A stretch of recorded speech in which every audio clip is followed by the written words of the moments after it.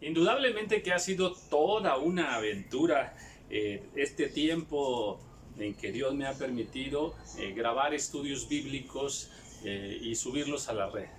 Al día de hoy, pues habré subido más de 350 videos que están por ahí en las redes sociales y ha sido toda una bendición poder compartir la palabra del Señor. Y bueno, pues digo que es toda una aventura también porque bueno, pues a veces en la intención de querer darle alguna variedad a la escenografía misma, ¿verdad? Para no aburrir de alguna manera con la misma imagen siempre que se ofrece en el video, pues he grabado en el comedor, en el sillón, en la sala, en el patio, en el porche, en la escalera, hasta en la cocina, ¿verdad? A veces con un florero, un adorno, con un cuadro, en fin, a veces con corbata, a veces con gorro, con alguna boina, a veces manga corta, a veces manga larga, en fin, toda una aventura, pero es una aventura hermosa, ¿verdad? Cada rincón de mi casa ya ha salido ahí en la red. Bueno, pues nuevamente me he salido al porche en una mañana nublada, una preciosa mañana fresca, ¿verdad? Y vamos a continuar con el libro de Romanos. Nos faltan 4 capítulos. Voy a iniciar el capítulo número 12. Espero que haya bendición. Bien, así que, hermanos, bueno, perdón, voy a iniciar con el capítulo 13. Bueno, es que se me movió la hoja, ¿eh? Bueno, sométase toda persona a las autoridades superiores, porque no hay autoridad sino de parte de Dios, y las que hay por Dios han sido establecidas. Esto que nos quede bien claro, ¿eh? Otra vez, cuando nosotros entendemos este principio bíblico, mire, cambia mucho la forma de pensar de nosotros como hijos de Dios. Todas las autoridades que existen sobre la tierra, esa autoridad se las ha dado Dios. Aunque pues hayan sido escogidos por otras personas, por otros jefes, ¿verdad? Bueno, la autoridad no viene de parte de ninguna persona, de ningún ser humano. La autoridad viene de parte de Dios. Hay 7 autoridades sobre la vida del hombre, ¿verdad? 7 autoridades, desde gobierno, los padres, instituciones humanas, en fin, a todas ellas nosotros debemos sujetarnos. Esta es la voluntad del Señor. La mujer tiene una autoridad más que el hombre, porque el hombre es autoridad sobre la mujer. Y bueno, entender bien este diseño precioso de parte del Señor nos va a ayudar a tener un crecimiento espiritual. Número 1, es bueno que haya autoridad. Es un diseño perfecto, ¿verdad? A todos nos conviene que haya autoridad, porque si no hay autoridad, entonces se hace un desorden social, un desorden moral, un desorden familiar, un desorden laboral en todas partes. Entonces, principio fundamental que debe estar en nuestro pensamiento cristiano: todas las autoridades que existen han sido puestas por Dios, y Dios va a demandar que esas autoridades cumplan correctamente. Bien, por lo tanto no hay que rebelarnos contra las autoridades. Dice, de modo que quien se opone a la autoridad, ahí está muy claro, a lo establecido por Dios resiste. Dios estableció autoridades, están establecidas. Y los que resisten acarrean condenación para sí mismos. O sea, pues no nos va a ir bien si nos rebelamos contra nuestros padres, si nos rebelamos contra nuestros pastores, si nos rebelamos contra el gobierno, si nos rebelamos contra nuestra autoridad superior en nuestros trabajos y así más. Porque los magistrados no están para infundir temor al que hace el bien, sino el malo. Una de las funciones de los gobernantes, de los magistrados, es, amonestar al malo. O sea, el magistrado debe velar porque las cosas se hagan bien, porque todo ocurra bien, en justicia, en paz, en armonía, ¿verdad? En respeto a leyes, bien. Y cuando esto no ocurre, ¿verdad? Entonces el magistrado tiene autoridad de parte de Dios para castigar al malo. ¿Quieres, pues, no temer a la autoridad? Haz lo bueno y tendrás alabanza de ella. Mira, a la autoridad no hay que temerle, ¿verdad? A la autoridad hay que honrarle. A la autoridad hay que... la primera honra que podemos darle es reconocerle que tiene la autoridad de Dios. En segunda instancia hay que obedecerle y sujetarnos a ella, ¿verdad? Nada más en una cosa no podemos sujetarnos: cuando la autoridad nos pide que hagamos cosas que son contrarias a la palabra de Dios, a la voluntad del Señor. Dice, ¿quieres no temer la autoridad? Pues haz lo bueno y tendrás alabanza de ella. Otro detalle, la autoridad debe alabar a los que se portan bien. Dice, tendrás alabanza de ella. O sea, padres, hay que alabar a los hijos. Esposos, hay que alabar a la esposa. De hecho, Proverbios también lo dice, ¿verdad? Y su marido también la alaba. Bien, bueno, pues también los pastores tienen que, alabar a aquellas ovejas, a aquellos discípulos que hacen lo correcto y lo justo, ¿verdad? Porque es servidor de Dios para tu bien. A ver, toda persona que tiene autoridad, esa autoridad le convierte en un servidor de Dios, porque Dios le dio la autoridad. Nótese, no es siervo de Dios, no es siervo de Dios. En el caso de los pastores sí, ¿verdad? Pero es servidor de Dios todo el que tiene autoridad. Siervo de Dios es otra cosa, ¿verdad? Bien, pero si haces lo malo, teme, porque no en vano lleva la espada, pues es servidor de Dios, vengador para castigar al que hace lo malo. Dios castiga a través de la autoridad. Dios le ha dado a la autoridad la espada, ¿para qué? Para castigar al malo. Esa es una atribución que Dios le da. Mira, así como Dios le demanda responsabilidad cuando le da autoridad a alguien, también le da la autoridad, le da la espada para corregir, la vara para corregir. Y esto viene de parte de Dios. Así es que el pastor puede reprender, el esposo puede reprender, los padres pueden reprender, el gobierno puede reprender, ¿verdad? ¿Por qué? Porque esta es una atribución que Dios le da.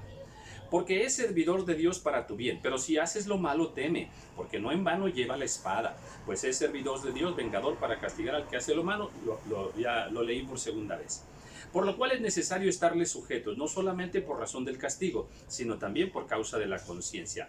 Una cosa es sujetarse a la autoridad porque me va a castigar, y otra cosa es sujetarse a la autoridad como con buena actitud, con humildad, con conciencia de que es Dios quien me está hablando a través de la autoridad, de que es Dios quien me está viendo si yo me rebelo contra lo que Él estableció o actúo de buena voluntad para con mi autoridad.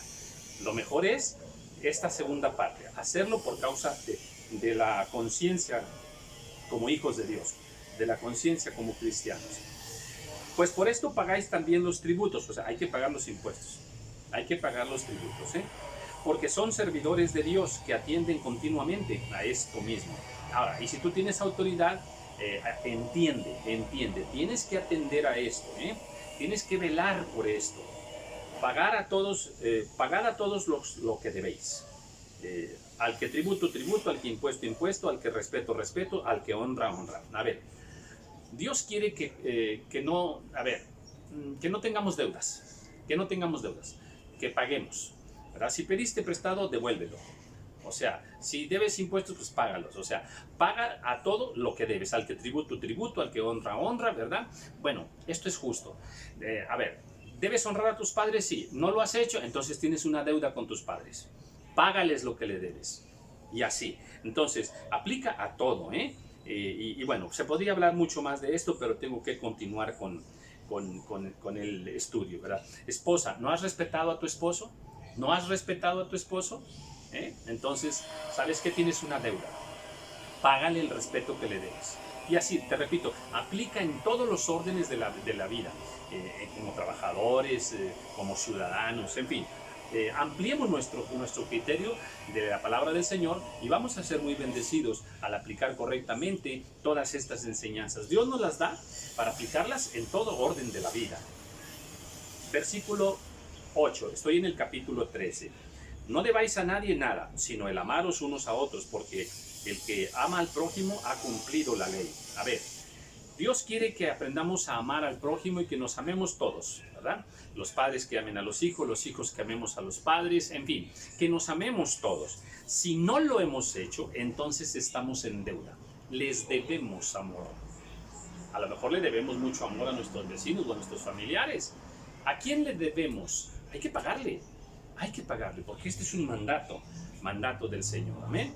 Dice que pues el que ama ahí de esa manera, ¿verdad?, que paga esa deuda, ha cumplido la ley. Porque no adulterarás, no matarás, no hurtarás, no dirás falso testimonio, no codiciarás, y cualquier otro mandamiento en esta sentencia se resume. ¿En cuál? Amarás a tu prójimo como a ti mismo. A ver, el principal mandamiento es amar a Dios con todo nuestro corazón. Ya sabemos cómo, ¿verdad? Bien, el segundo es amar al prójimo. Bueno, toda la Biblia lo que hace es explicarnos estos dos mandamientos. Por ejemplo, no adulterarás, no, porque ahí no estás amando al prójimo. No matarás, no, porque tampoco lo estás amando, lo estás dañando. No hurtarás, no, porque no es justo que le robes al prójimo lo que no es tuyo. No dirás falso testimonio, no, porque estás deshonrando a la persona de la que estás hablando mal testimonio. ¿Me estoy explicando? Entonces, amar al prójimo y amar a Dios son los dos principales mandamientos. El resto de toda la Biblia, lo único que hace al explicarnos muchos pasajes, al darnos consejos y otros preceptos, todos ellos nada más van hacia dos cosas: a enseñarnos a amar a Dios y a enseñarnos a amar al prójimo como a nosotros mismos. Qué hermosa es la palabra, ¿eh? El amor no hace mal al prójimo, así que el cumplimiento de la ley es el amor. A ver, Dios es amor. Y el corazón de la ley es el amor. Y con una frase sencilla: cuando amamos, no hacemos mal a nadie. Otra vez, cuando amamos, cuando el amor de Dios que está en nuestros corazones por el Espíritu Santo, lo manifestamos a los demás, no le hacemos mal a nadie. De ninguna manera. Ni de pensamiento, ni de obra, ni de acción, de ninguna forma. Ni con engaño, ni con hurto, ni con golpes, ni con iras, ni con nada, nada. ¿Por qué? Porque el amor, el verdadero amor, no hace mal al prójimo. Y esto, conociendo el tiempo que es ya hora de levantarnos del sueño, porque ahora está más cerca de nosotros nuestra salvación que cuando creímos. Dios quiere que no nos durmamos, no nos durmamos. O sea, podemos vivir nuestra vida normalmente, ir al trabajo, levantarnos, hacerlos, pero estar dormidos. Así, mira, hay mucha gente que vive, va en su coche, va al trabajo, regresa, anda en una tienda, está en una fiesta, pero está muerto, sí está vivo, pero espiritualmente está muerto. Bueno, pues otros están vivos así también, pero están dormidos. Espiritualmente están dormidos. Tienen el espíritu dormido. ¿Me explico? Entonces hay que despertar, o sea, hay que estar alertas. Dios quiere que estemos alertas y no que seamos perezosos espiritualmente y que caigamos en un sueño espiritual. La noche está avanzada y se acerca el día. Desechemos pues las obras de las tinieblas y vistámonos las armas de la luz. O sea, el reloj profético de Dios va avanzando, va avanzando. Esto no se detiene. Y hay un tiempo para las tinieblas, hay un tiempo para la manifestación de Dios. Recuerden que cuando ya atraparon al Señor Jesús, ¿qué dijo? Esta es la hora de las tinieblas. Entonces, ahorita dice que, bueno, pues que el tiempo ya está avanzando, ya se acerca el día glorioso, ¿verdad? Entonces, pues estemos preparados. Andemos como de día, honestamente, no en glotonerías y borracheras. O sea, el que anda en puras comilonas y orgías y borracheras y todo, está en las tinieblas. Aunque sea cristiano, está en las tinieblas. No en lujurias y lascivias. El que anda nada más con muchos pensamientos de carácter sexual, muchos pensamientos ahí que turban su mente, tiene ocupada su mente en cosas inmundas. ¿Sabes qué? Está en tinieblas. No está viviendo como hijo de luz. Dice, no en contiendas ni envidia, otra vez. Ahora, si hay muchas contiendas, nos peleamos en la casa, nos peleamos en el trabajo, nos peleamos en la vía pública, ¿verdad? Y envidiamos al vecino, y envidiamos a la esposa del pastor, y tenemos envidia y envidiamos el coche, envidiamos la colonia, A ver, si todo eso está en nuestro corazón, en nuestro pensamiento más escondido, tenemos un problema. ¿Qué? No estamos viviendo como hijos de luz. Estamos en tinieblas. Sino vestíos del Señor Jesucristo y no proveáis para los deseos de la carne. Tenemos que tener una vestidura santa, la vestidura de nuestro Señor Jesucristo. O sea, que cuando te vean a ti, estén viendo a Jesucristo en ti porque trae las vestiduras de Jesucristo. Hablando como Cristo, pensando como Cristo, haciendo las obras como Cristo. Aleluya. Bueno, eso es traer las vestiduras de nuestro Señor Jesús.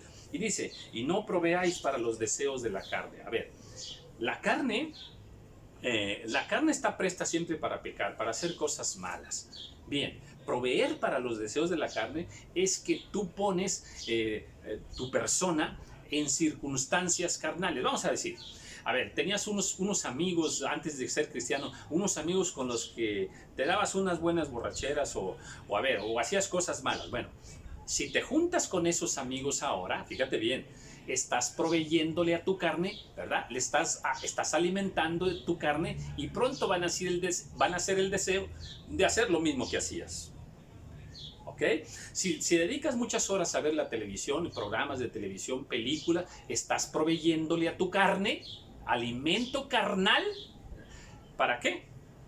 Para que afloren en ti esas conductas carnales.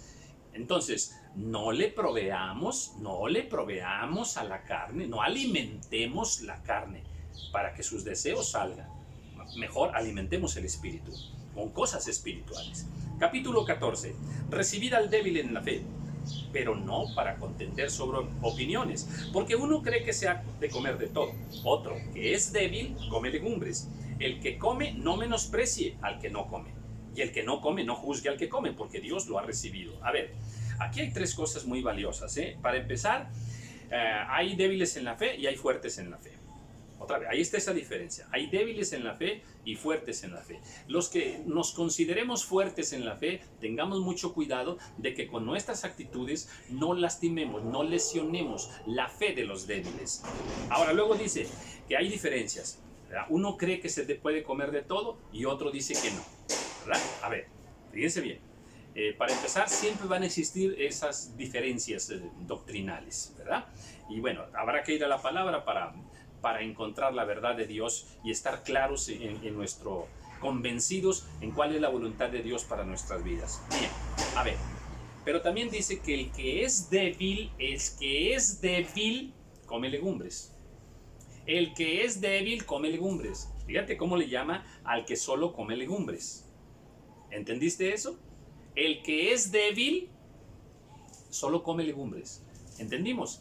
Entonces, aquellos vegetarianos están equivocados. Dios los llama débiles. Débiles en la fe y van a ser débiles en el cuerpo, porque les va a faltar los otros nutrientes que están en la carne, por ejemplo, ¿verdad? Establecida por Dios para comer la carne. Hay que tener cuidado entonces, ¿verdad? El que come no menosprecia. A ver, doctrinalmente, uno dice, no, es que esto es así, y el otro dice, no, es que esto es de otra manera. Bueno, que no haya menosprecio del que dice que sí contra el que dice que no. Y del que dice que no contra el que dice que sí, que no haya menosprecio. Esto es importante doctrinalmente, porque hay muchos temas doctrinales donde hay polémica. El divorcio, la Navidad, las pastoras, en fin, hay muchos temas, la alabanza, la adoración, muchos temas polémicos, que si se puede comer esto, que si no se puede comer el otro, que si el pelo, que si la falda, en fin. Bueno, a ver, empecemos por respetarnos, amarnos y no menospreciarnos. Una sola es la verdad de Dios. Habrá que ir a los argumentos de la palabra del Señor, pero la actitud correcta es no menospreciarnos. Dice, el que come no menosprecia. Bueno, perdón, voy al versículo 4. Capítulo 14, versículo 4. ¿Tú quién eres que juzgas al criado ajeno? Para su propio Señor está en pie o cae, pero estará firme porque poderoso es el Señor para hacerle estar firme. Cuidado con juzgar indebidamente. Sí podemos juzgar, pero no podemos juzgar a la persona, no podemos juzgar al que no está bajo nuestra jurisdicción para juzgar. Uno hace diferencia entre día y día y otro juzga iguales todos los días. Cada uno esté plenamente convencido en su propia mente. Esto es lo que Dios demanda. Un convencimiento espiritual de acuerdo a los argumentos bíblicos para decir esto es lo que pienso, esto es lo que creo. El que hace caso del día lo hace para el Señor, y el que no hace caso del día, pues para el Señor no lo hace. O sea, los dos están agradando al Señor. Los dos están agradando al Señor, y eso es lo que para Dios importa. El que come, para el Señor come, porque da gracias a Dios. El que no come, pues para el Señor no come. O sea, es para el Señor, y también da gracias a Dios. Porque ninguno de nosotros vive para sí, y ninguno muere para sí. No, hagámoslo para el Señor. Pues si vivimos, para el Señor vivimos, y si morimos, para el Señor morimos. Sea que vivamos o que muramos, del Señor somos. Lo importante es que vivamos agradando al Señor, que la intención de nuestro corazón siempre sea agradar al Señor. Amén. Dice, pues sí, el versículo 9, porque Cristo para esto murió y resucitó y volvió a vivir para ser Señor, así de los muertos como de los que viven. Pero tú, ¿por qué juzgas a tu hermano? O tú también, ¿por qué menosprecias a tu hermano? Porque todos compareceremos ante el tribunal de Cristo. Dos iguales, en jerarquía, no se pueden juzgar el uno al otro, no se pueden condenar el uno al otro y no se deben menospreciar el uno al otro en ese juicio. Porque escrito está, vivo yo, dice el Señor, que ante mí se doblará toda rodilla y toda lengua confesará a Dios. Aleluya, Dios tiene todo el poder, Cristo tiene todo el poder y ante Él se va a doblar toda rodilla. Amén, de lo que está en los cielos, en la tierra y debajo de la tierra. Pero en el versículo anterior nos recuerda que todos vamos a comparecer ante el tribunal de Cristo. Habrá un tribunal y todos estaremos allí. Todo ser humano estará allí, en ese tribunal. Amén. Unos para condenación y otros para vida eterna. Amén. Nosotros para vida eterna. Gloria a Cristo. De manera que cada uno de nosotros dará a Dios cuenta de sí. Así que ya no nos juzguemos más los unos a los otros, sino más bien decidid no poner tropiezo u ocasión de caer al hermano. Es importante que con nuestras acciones, que con nuestra vida, que con nuestras palabras, ¿verdad? No lastimemos la fe.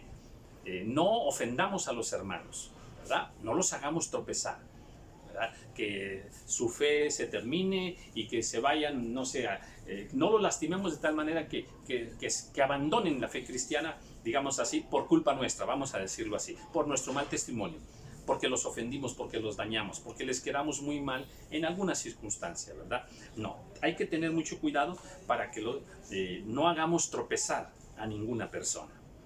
Incluso a los que no son creyentes. Si tenemos un mal testimonio en nuestro trabajo, muchos que no son creyentes pues no van a querer acercarse al Señor por culpa nuestra. Dice, pero si por causa de la comida tu hermano es contristado, ya no andas conforme al amor.